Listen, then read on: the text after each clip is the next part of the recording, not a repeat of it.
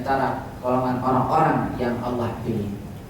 ثم في آخر المجلس يقول الملائكة بأمر الله عز وجل قوموا مغفورا لكم قد بدلت سيئاتكم حسنة. Di akhir majlis, ketika di akhir kajian keilmuan, malaikat akan mengatakan, malaikat yang mencurahkan rahmat tadi akan mengatakan, keburukan, kejelekan yang kalian miliki, yang pernah kalian lakukan, Allah ampuni dan Allah gantikan dengan kebajikan. ويجب على المسلم أن يستغل هذا الموسم، موسم الرحمة، موسم المغفرة، موسم القرآن، أن يستغله استغلالا كاملا. فأصحاب السوق يستعدون للعيد بالبضائع الجديدة من أجل العيد، فيستغلون الموسم. ويجب على المسلم أن يستغل موسم رمضان بالإكثار من ذكر الله والعبادة والصلاة والقيام. Sebagai seorang muslim, kita sudah semestinya untuk memanfaatkan momen di bulan Ramadan ini dengan sebaik-baiknya. Kalau kita lihat orang-orang yang berada di pasar, di supermarket, itu semuanya memanfaatkan bulan Ramadan ini misalkan untuk Idul Fitri. Mereka akan mengumpulkan barang sebanyak-banyaknya untuk kemudian diambil keuntungannya dijual kembali. Nah, begitu juga kita sebagai seorang muslim menjelang bulan Ramadan, sudah selayaknya kita juga menyiapkan diri agar kita bisa memanfaatkan momentum bulan Ramadan ini dengan sebaik-baiknya. ثم يستعين العبد بالله عز وجل ويستعين برفقة صالحة تعينه على صلاة التراويح وقراءة القرآن، لأنه إذا كان الصديق غير صالح، إذا أنت تريد الذهاب إلى المسجد لصلاة التراويح يحبطك، يقول لك لا نذهب إلى السوق أحسن، نذهب إلى كذا أحسن. ولكن إذا اخترت صديقا صالحا، إذا نسيت أن تذكرك أن تذهب إلى المسجد وتشارك المسلمين في صلاة التراويح. Untuk bisa memanfaatkan bulan Ramadan ini dengan sebaik-baiknya, maka kita mesti memilih teman yang bisa membantu kita mengingatkan kepada kebajikan. Kalau kita lupa untuk salat tarawih, maka ada teman yang baik akan ia ingatkan kita untuk bisa pergi ke masjid. Kita lupa untuk membaca Al-Quran, maka teman kita akan mengingatkan kita untuk senantiasa berlomba membaca Al-Quran. ويكون قلب المؤمن دائما متعلق بالله عز وجل، ويكون قلب المؤمن متعلق بالله عز وجل في كل أحواله، في صلاته ودعائه وقيامه. Dan semestinya untuk bisa memanfaatkan bulan Ramadan dengan sebaik-baiknya, maka hati seorang yang beriman, hati seorang muslim mesti selalu terkait atau mengingat Allah Subhanahu wa taala di setiap keadaan, setiap tempat, baik salatnya, di luar salatnya, zikirnya dan lain sebagainya. فاذكروني أذكركم واشكروا لي ولا تكفرون. Ingatlah aku, kata Allah, niscaya aku akan mengingat kalian. Bersyukurlah kepadaku dan jangan pernah mengkufuri nikmat yang aku berikan. ثم قال النبي صلى الله عليه وسلم لمعاذ احفظ الله يحفظك، احفظ الله تجده تجاهك، إذا سألت فاسأل الله وإذا استعنت فاستعن بالله. Rasulullah sallallahu alaihi wasallam berkata kepada Muaz bin Jabal, ihfazillah yahfazka, jagalah Allah, ingatlah Allah, Allah akan mengingatmu, Allah akan menjagamu. Kalau kita sudah melakukan hal itu, maka jika engkau meminta kepada Allah, maka pasti akan aku beri kepada Allah. ثم في هذا الشهر الكريم، بما أن موضوع المحاضرة شهر رمضان والقرآن، فيجب على المسلم أن يحافظ على ورده في هذا الشهر الكريم. مثلا إذا أن يعزم أولا أن يختم في هذا الشهر الكريم ولو ختمة واحدة، ثم يعمل جدول له في هذا الشهر الكريم. مثال إذا كان يختم القرآن مرة واحدة يعني 30 جزء، 6 بهذه 6 جزء، يجب أن لا ينام إلا وقد ختم هذا الجزء. Karena tema kita pada hari ini adalah Ramadan bersama Al-Quran, maka masing-masing kita hendaknya mendawamkan, menjadikan Al-Quran itu sebagai wirid harian. Bila perlu kita buat jadwal, kita tanamkan tekad dalam diri kita, kalau bisa jangan tidur kalau belum mengkhatamkan atau menamatkan 1 juz dalam seharinya.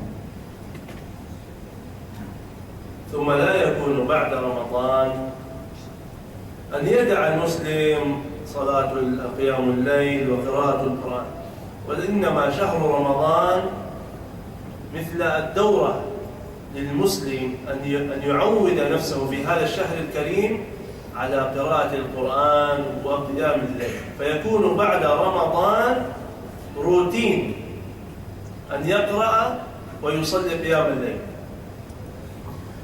Mestinya kita memiliki pandangan bahwa Ramadan ini sebagai daurah atau training, pelatihan untuk 11 bulan ke depan. Kalau pada bulan Ramadan ini kita merutinkan diri untuk membaca Al-Quran, maka 11 bulan ke depan kita senantiasa akan bisa merutinkan kebiasaan kita pada bulan Ramadan. في قصة إبراهيم عليه السلام عندما رماه قومه ليدخلوه في النار وهو في السماء، أرسل الله عز وجل له جبريل عليه السلام حتى يعينه ويخلصه. فجاء جبريل عليه السلام إلى إبراهيم عليه السلام وقال له: ألك في حاجة؟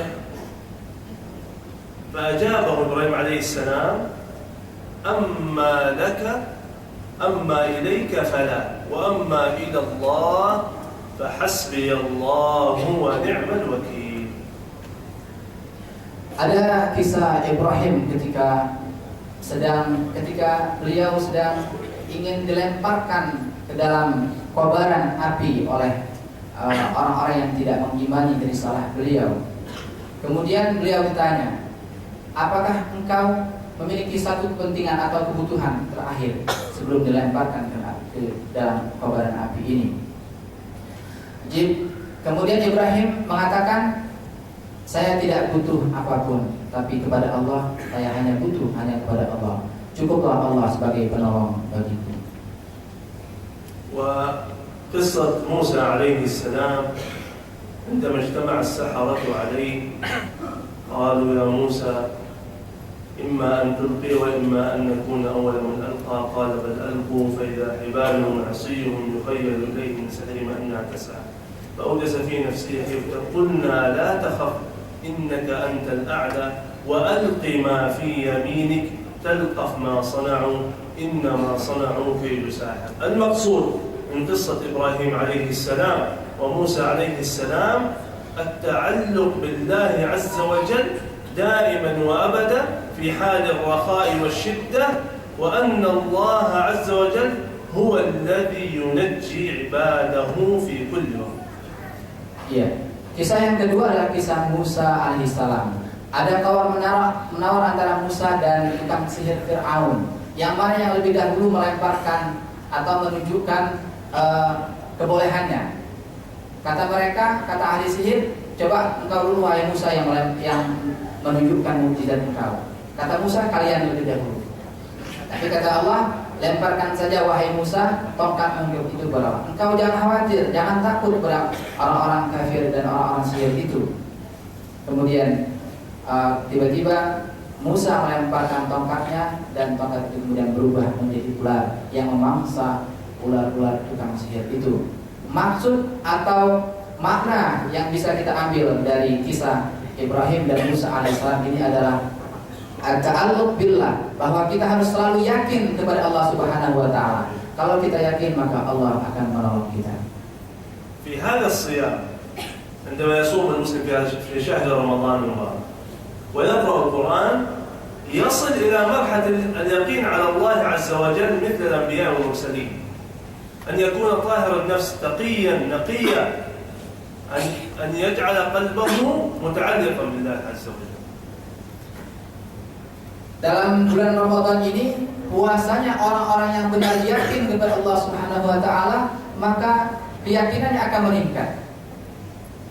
Tidak sama dengan biasanya ketika orang di luar Ramadan maka keyakinannya biasa-biasa, maka ketika Ramadan keyakinannya akan berlipat-lipat. واعلم أن الأمة لو اجتمعت على أن ينفعوك بشيء لم ينفعوك إلا بشيء قد كتبه الله لك.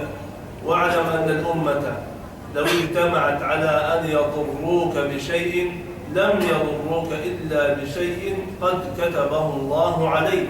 فيكون المسلم مطمئنا دائما في جميع أحواله ومحبا وموقنا أن الله عز وجل معه.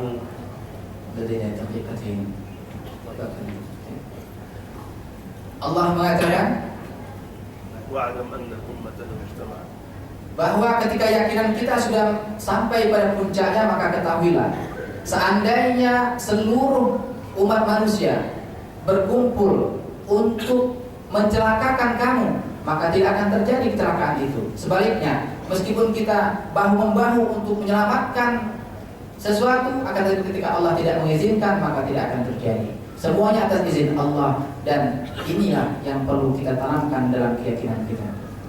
والمقصود أن يحافظ المسلم على صيامه وأن يكثر من قراءة القرآن وأن يحاول أن يصلي قيام الليل والتراويح في جماعة، وأن المسلم يكون دائما سباقا للخير في كل ما يدعو إلى الخير، يكون سباقا إليه. وسارعوا إلى مغفرة من ربكم وجنة عرضها السماوات والأرض أعدت للمتقين. Maksud dari semua apa yang kita sampaikan ini adalah agar kita semua menjadi orang-orang yang senantiasa berlomba-lomba dalam kebaikan, dalam berpuasa, menghidupkan malam kita, tarawih dan qiyamul lail, semuanya agar kita mendapatkan apa yang dijanjikan oleh Allah Subhanahu wa taala, wa'iddat lil muttaqin, yaitu surga yang Allah janjikan kepada orang-orang yang bertakwa. ثم يتعلم المسلم أمور الدين ويتفقه في الدين خصوصا في مسائل الصيام حتى لا يقع في الخطأ، أن يحضر مجالس فقه الصيام ويسأل قبل أن يقع في الخطأ حتى يحتاط لدينه. Kita mesti menyiapkan diri kita dengan dua hal. Salah satunya adalah kita mesti mempelajari fikih siam, hadir majelis ilmu untuk bertanya tentang fikih puasa, apa yang mesti kita siapkan dalam puasa, apa yang membatalkan dan apa yang perlu kita lakukan saat berpuasa. Nah,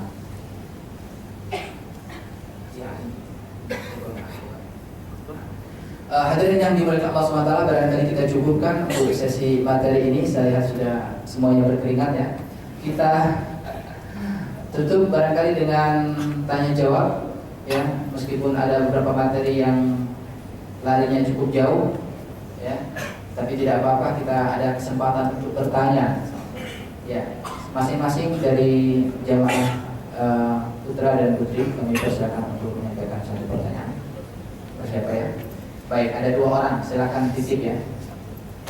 Ada dua orang, satu orang yang bertanya tapi bisa info tidak hanya dua orang. Silakan Ibu. Sudah siap? Iya, kepada saudara kita yang berada di depan, mari. Syukran jazakumullah warahmatullahi wabarakatuh.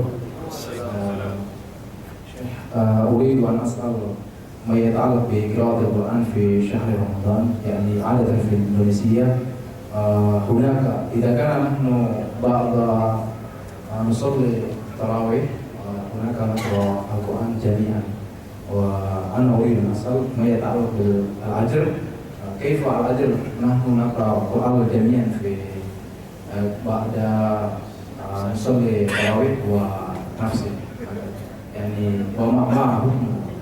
ثم الثانية يعني سمعت عنيفا حينما قلت يا شيخ يعني في الخارج هناك نحن نرى الإنسان الذي لا يصوم في شهر رمضان ثم يقول طعام في في الطريق وماذا وكيف نحن يعني أنا أريد أن أسأل ما رأيك إذا كان نحن نرى مثل هذا. شكرا جزاك الله خيرا. السلام عليكم ورحمة الله وبركاته. Barangkali ibu ada yang bertanya? Baik, kita tunggu pertanyaannya atau kita terjemahkan terlebih dahulu ya. Ternyata syekhnya minta diterjemahkan kembali pertanyaan beliau sekaligus buat jemaah. Jadi saya terjemahkan 2 kali ya. Terjemahkan buat syekh dan terjemahkan buat jemaah. Saya sudah paham. Sudah paham. Oh, baik. Pertanyaan pertama, itu apa hukumnya membaca Al-Quran secara berjamaah setelah salat tarawih dan membaca Al-Quran masing-masing, begitu kira-kira ya. Ya, kemudian yang kedua, الذي يأكل ثانيا مكان في luar. ya. Ya, bagaimana menurut saya dengan orang-orang yang makan sembarangan di luar dalam di bulan puasa ini? Apa? بسم الله الرحمن الرحيم. أولا أما بالنسبة لقراءة القرآن فإذا كانت قراءة القرآن جماعة مما يعين على قراءة القرآن. Kalau tidak lihat orang baca Quran jamaah, kalau dia tidak ikut sama orang itu sendiri, dia tidak baca, malas-malas. Lebih baik orang ini ikut baca Quran jamaah sama jamaah. Kalau dia tidak يستطيع وحده يعني عنده همة يقرأ القرآن وحده هذا أفضل. أن يقرأ القرآن وحده هذا أفضل. ولكن أجر القارئ وأجر المستمع كلهم إن شاء الله يأخذون الأجر، ولكن أجر القارئ أكثر وأعلى. فإذا كنت تستطيع تقرأ القرآن وحدك اتولد بما. Kesimpulan dari jawaban yang pertama adalah kalau dengan bergabung dengan jamaah untuk membaca Al-Quran itu semakin menjadikan kita semangat, maka itu tidak apa-apa, boleh. Tapi kalau seandainya dia dengan membaca sendiri itu lebih khusyuk dan lebih semangat, juga itu juga lebih afdal. Untuk kasus membaca Al-Quran secara berjamaah, tentu yang membaca itu pahalanya lebih besar daripada yang mendengarkan. السؤال الثاني قال رسول الله صلى الله عليه وسلم: من رأى منكم منكرا فليغيره بيده فإن لم يستطع فبلسانه فإن لم يستطع فبقلبه وذلك أضعف الإيمان. إذا كنت تعلم أن هذا الذي يأكل في نهار رمضان أنه مسلم، karena di Indonesia ada Muslim, ada non-Muslim. فإذا كنت تعلم kalau pasti orang ini Muslim, harus wajib nasihat kepada dia. إذا هو استمع أو لم يستمع، ولكن يجب عليك أن تنصحه. Untuk kasus atau fenomena yang kita temukan di bulan Ramadan, ada orang yang makan, minum, membatalkan puasa sembarangan, maka opsinya ada 2. Kalau kita yakin dia orang yang Muslim, kita berhak bahkan wajib untuk mengingatkan. Dia terima atau tidak terima, yang penting kita sudah mengingatkan. Kalau dia memang non Muslim, barangkali kita hanya bisa mengingatkan supaya toleransi tidak makan sembarangan di tempat umum. Nah, barangkali cukup sekian 2 pertanyaan sudah mewakili jemaah sekalian. Kalau ada penutup, Syekh, kita mengkhalas.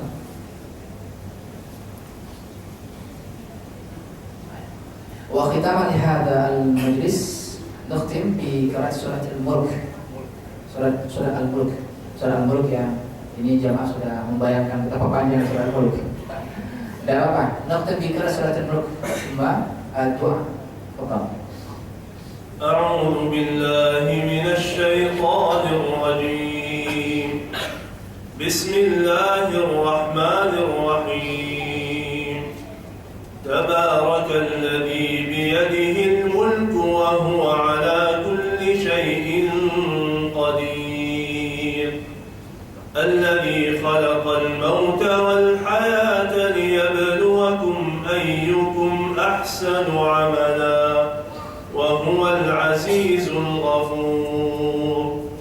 الذي خلق سبع سماوات طباقا ما ترى في خلق الرحمن من تفاوت فارجع البصر هل ترى من فطور ثم ارجع البصر كرتين ينقلب إليك البصر خاسئا وهو حسير ولقد زينا السماء الدنيا بمصابيح وجعلناها رجوما للشياطين وأعتدنا لهم عذاب السعير وللذين كفروا بربهم عذاب جهنم وبئس المصير إذا ألقوا فيها سمعوا لها شهيقا وهي تفور تكاد تميز من الغيظ كلما ألقي فيها فوج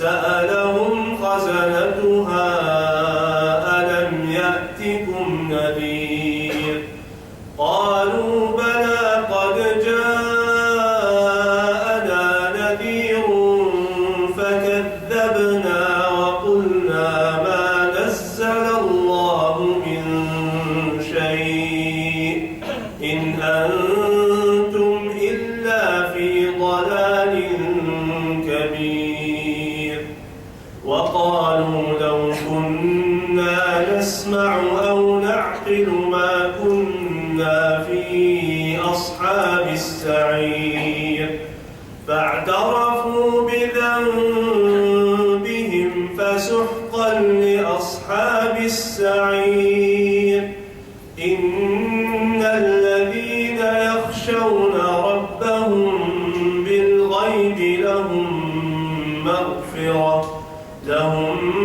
مغفرة وأجر كبير وأسروا قولكم أو اجهروا به إنه عليم بذات الصدور ألا يعلم من خلق وهو اللطيف الخبير هو الذي جعل لكم الأرض ذلولا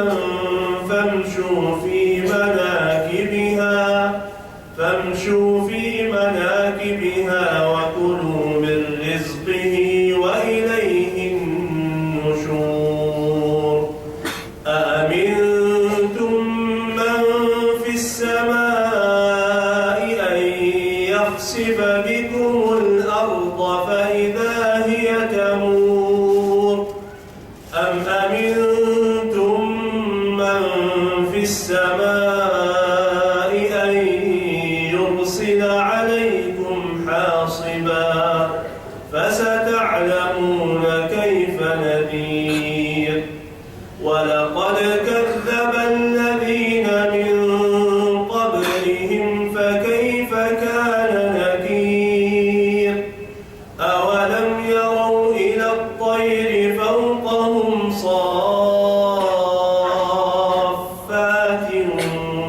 ويقبضن ما يمسكهن إلا الرحمن إنه بكل شيء بصير أمن هذا الذي هو جند لكم ينصركم من دون الرحمن إن الكافرون إلا في غرور أمن هذا الذي يرزقكم إن أمسك رزقه بل لجوا في عتو ونفور أفمن يمشي مكبا على وجهه أهدى أمن يمشي سويا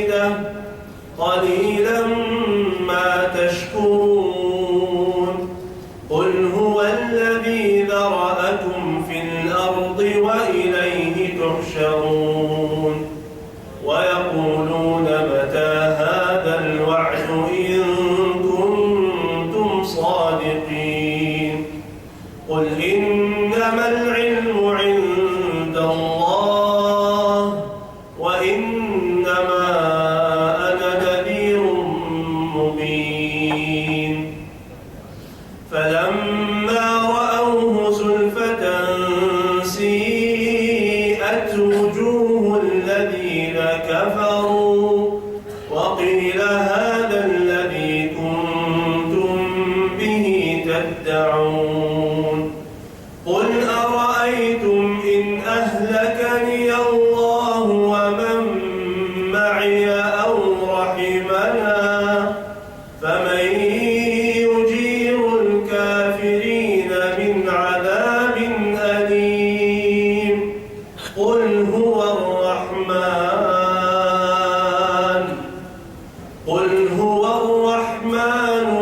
آمنا به وعليه توكلنا فستعلمون من هو في ضلال مبين قل أرأيتم إن أصبح ماؤكم غورا فمن يأتيكم بماء معين صدق الله العظيم. Sadaqallahul Azim. Jamaah sekalian, demikian tadi pembacaan surat Al-Mulk sebagai penutup. Barangkali yang paling terakhir adalah doa di salawat. الحمد لله رب العالمين حمد الناعمين حمد الشاكرين حمدا يوافي نعمه ويكافئ مزيده يا ربنا لك الحمد كما ينبغي لجلال وجهك وعظيم سلطانك اللهم صل وسلم وزد وبارك وأنعم على سيدنا ونبينا محمد وعلى آله وصحبه وسلم تسليما كثيرا اللهم اغفر لنا وارحمنا وتب علينا وتجاوز عنا اللهم آت نفوسنا تقواها وزكها أنت خير من زكاها أنت وليها ومولاها اللهم إنا نسألك رضاك والجنة ونعوذ بك اللهم من سخطك ومن النار اللهم أعنا في هذا الشهر الكريم على الصيام والقيام على الوجه الذي يرضيك عنا اللهم اغفر لنا ولوالدينا وارحمهما كما ربونا صغارا ربنا هب لنا من أزواجنا وذرياتنا قرة أعين واجعلنا للمتقين إماما ربنا اغفر للمسلمين والمسلمات والمؤمنين والمؤمنات الأحياء منهم والأموات إنك سميع قريب مجيب الدعوات ويا قاضي الحاجات ربنا آتنا في الدنيا حسنة وفي الآخرة حسنة وقنا عذاب النار وادخلنا الجنة مع الأبرار برحمتك يا عزيز يا غفار يا رب العالمين وصلى الله وسلم على سيدنا ونبينا محمد وعلى آله وصحبه أجمعين سبحان ربك رب العزة عما يصفون وسلام على المرسلين والحمد لله رب العالمين. Alhamdulillah, kita sudah mendengarkan bersama-sama materi dari Syekh Husain Jabir.